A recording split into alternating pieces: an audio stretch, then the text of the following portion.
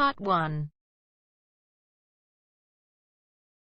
You will hear a conversation between a customer and a receptionist at a car rental agency. First, you have some time to look at questions 1 to 5.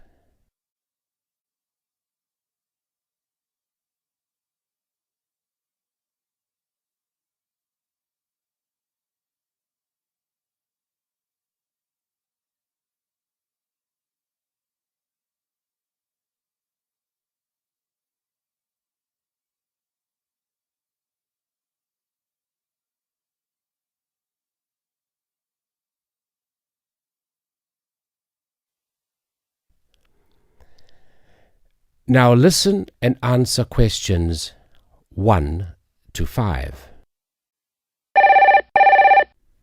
Good morning. How can I help you? Hello, is this Southern Rental Car? Yes, it is. I wonder if you could help me. I'm ringing from Nelson, but I'm coming over to Auckland for 12 days and I'd like to hire a car. Okay, I'll fill in a booking for you now.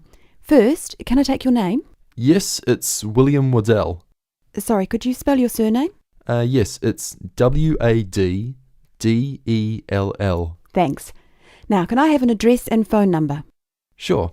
I live at 10 Robin Place. That's Robyn Place. And that's Nelson, isn't it? That's right. Do you want my home number or my mobile? Home number will be fine. Okay, it's 07 263 8666. Great. Now, can I also have a credit card number? Do I have to pay by credit card? Well, we need a credit card number as a guarantee. It's a standard policy for car rentals. Okay, well, I'll pay by Visa then. The card number is 4550 1392 3221. And the expiry date? Sorry? Your card, when does it expire? Oh, next July. Right. Now, how long did you want the car for? 12 days, did you say? No, I only need a car for 10 days, from the 2nd to the 11th of next month.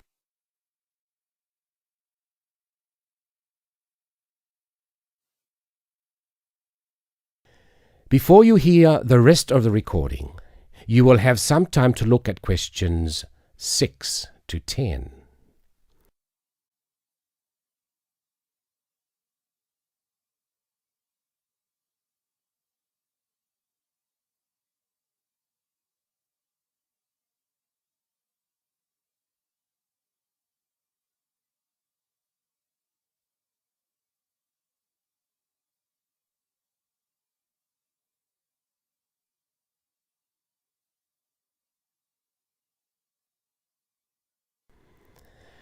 Now listen and answer questions 6 to 10.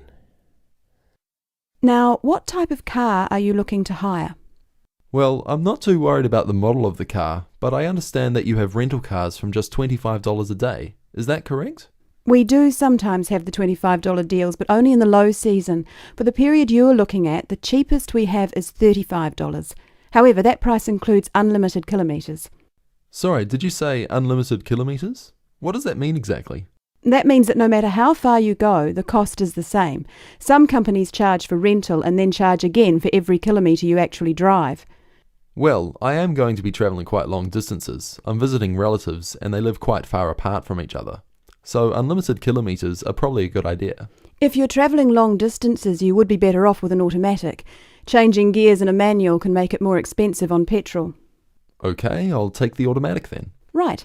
So that's an automatic car for 10 days from the 2nd to the 11th. That's all booked. Is there anything else I can help you with? No, that's fine. Oh, sorry, what do I need to bring with me when I pick up the car? All you need is your driving licence. Right, well, thanks very much. Bye. That is the end of Part 1. You now have half a minute to check your answers.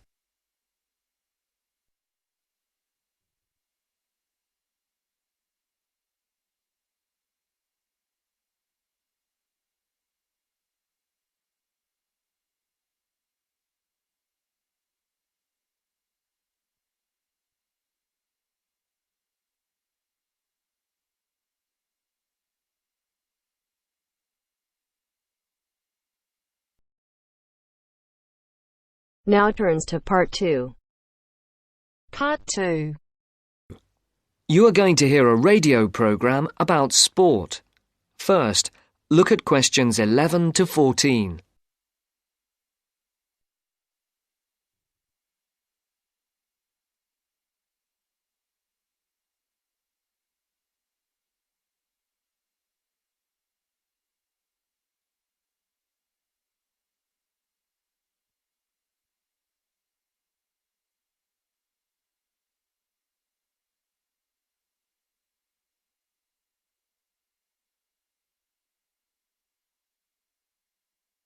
For these questions, listen carefully and circle the correct letters.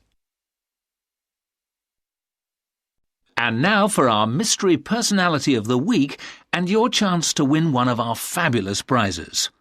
Last week's competition generated a huge response, and the first 5 answers pulled out of the bag will receive £100 worth of sports clothes vouchers. And if you didn't win last week, here's another chance. And this week's prize is even bigger. We're giving away 10 prizes of £250 worth of book, music and clothes vouchers to mark the first anniversary of the show on the air. So get your pens ready to take down the address details. Just write the name of the person you think is our mystery personality and send it to Mystery Draw at the address Marcia will give you in just a second. The address will be repeated at the end of the show for those of you who didn't get it. And so it's over to Marcia, who will tell you a few tantalizing details about our mystery person this week. Thanks, Mike. Well, here goes. Our mystery person this week is a very well-known footballer who plays for a famous club and has also played for his national team. He is very talented and is enormously popular, especially for the part he played in a famous footballing victory. And 2 clues. He hasn't got a famous wife, and he speaks French. If you think you know who it is, then pop the answer on a postcard and send it to Mystery Draw, P.O. Box 5110, London SE1 5LE. That's P.O. Box 5110. And please don't forget to write your name and address too. And now it's back to Mike. Before the broadcast continues, look at questions 15 to 20.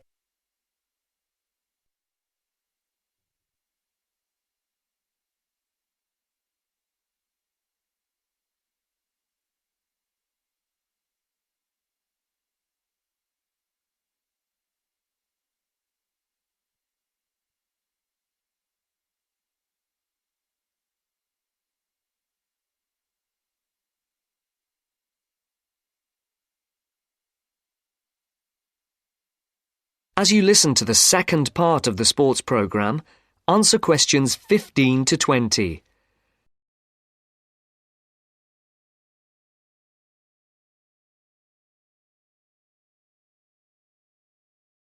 Circle the correct letter. Thank you, Marcia. Get those postcards in and make this a bumper anniversary draw. Now, if you remember, last week on the show, we talked to the organiser of a new group set up to help young people up to the age of 20 to get involved in activities like horse riding, tennis, scuba diving, cycling, or any form of sport which involves some kind of expense. John Tebbit, the organiser, rang us to say that the response to his appeal on the show was staggering. A large number of people, both young and old, have offered their services free as volunteers. The whole thing has been overwhelming. John said that they had also had numerous offers of help throughout the country to use facilities free of charge. As if that was not enough, they've received many donations, including several rather large gifts of more than £5,000. On behalf of John Tebbit, and also of those who will benefit from the generous gifts to the Trust, I would like to say thank you. This week, we're going to talk to a very unusual athlete indeed. Patrick, who is 20 years of age, has been wheelchair-bound for the past 5 years after a motorcycle accident left him paralysed from the waist down. This has not stopped this young man from getting out and about. He's an inspiration to all of us. Patrick has excelled in archery, beating the best in the field. So much so that he has won sponsorship from leading sports manufacturers, which has now enabled him to devote more time to perfecting his skills. So I would like to introduce you to Patrick, who is going to tell us what this sponsorship means to him.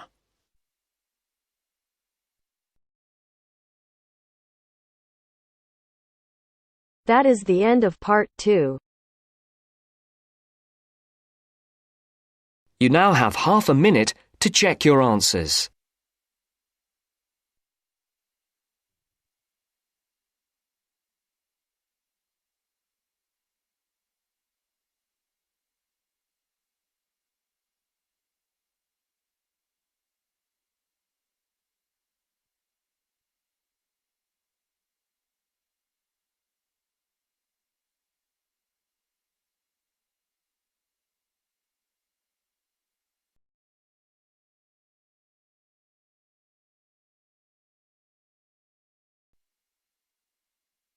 Now turns to part 3. Part 3. You'll hear a discussion between two students and their teacher on a planned charity event. First, you have some time to look at questions 21 to 25.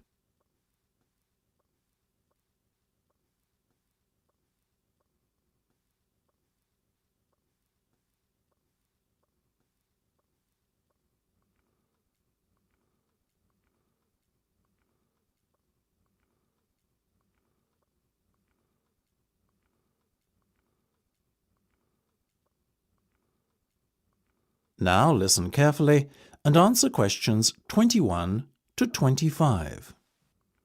So, are you making any progress with your plans for our annual charity event? I guess first things first, have you decided what charity it will be in aid of this year? We're thinking about Help the Children Africa, sir.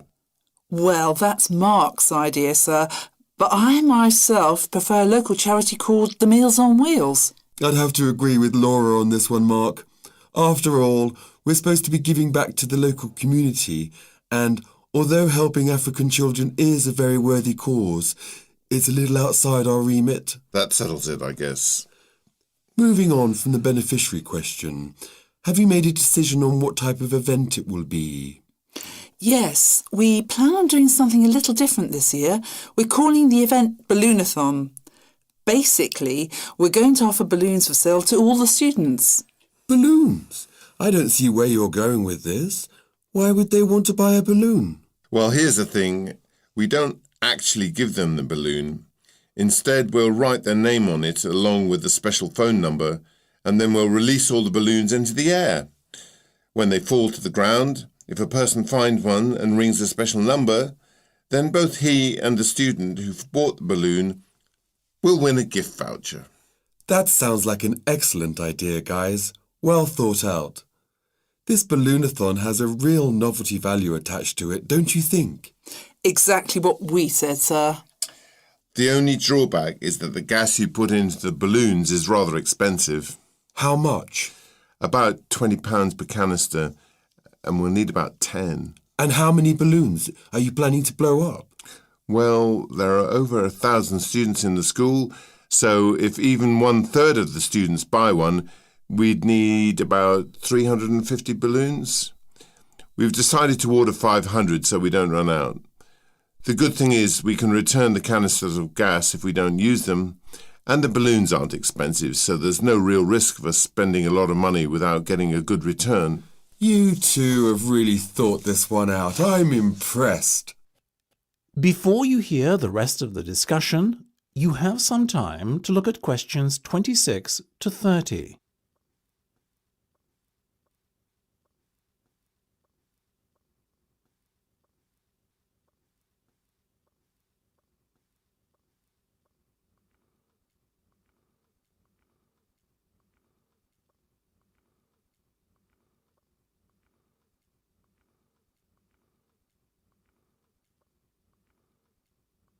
Now listen and answer questions 26 to 30.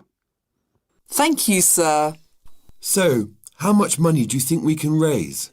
Well, each balloon costs about 1p, and when it's filled with gas, it's going to cost us about 50 pence.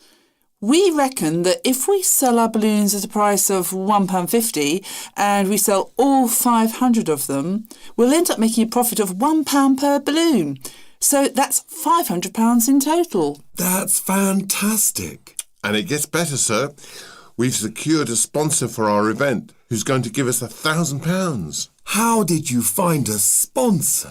The balloon company we approached about buying the balloons asked us if we'd be interested in letting them sponsor us too. What's in it for them? They're going to print their logo on every balloon. I think you've done a good deal there. Thank you, sir. So, do we have your approval to confirm our order? Absolutely. But you know, I think we can sell more balloons if we set our minds to it. So why not order double the amount? 1,000 instead of 500. We're going to need more than 10 canisters of gas then. Double the amount, presumably. Correct. OK, let's go for it. Let's make this year's charity event our most successful ever. That is the end of part 3. You now have half a minute to check your answers.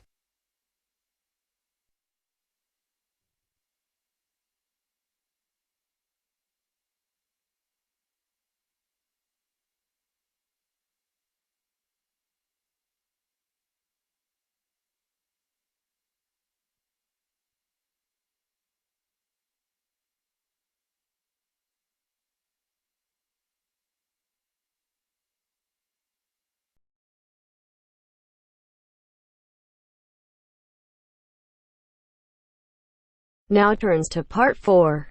Part 4. You will hear a lecture about customer psychology. First, you have some time to look at questions 31 to 40.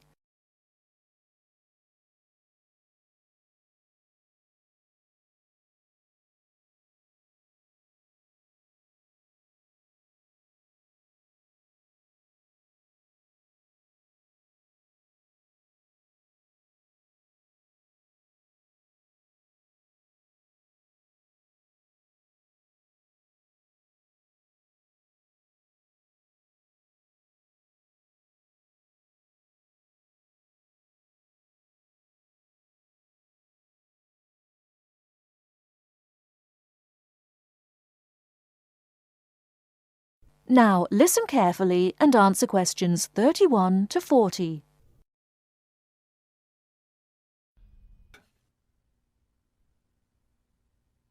An understanding of customer psychology is an invaluable aid for retailers looking for ways to increase sales. Much can be done to the store environment to encourage shoppers to linger longer and spend more money. The first aspect to consider is the physical organisation of the store. Placement of merchandise has a great deal of influence on what customers buy. For example, a common practice among retailers is to place the store's best-selling merchandise near the back of the store.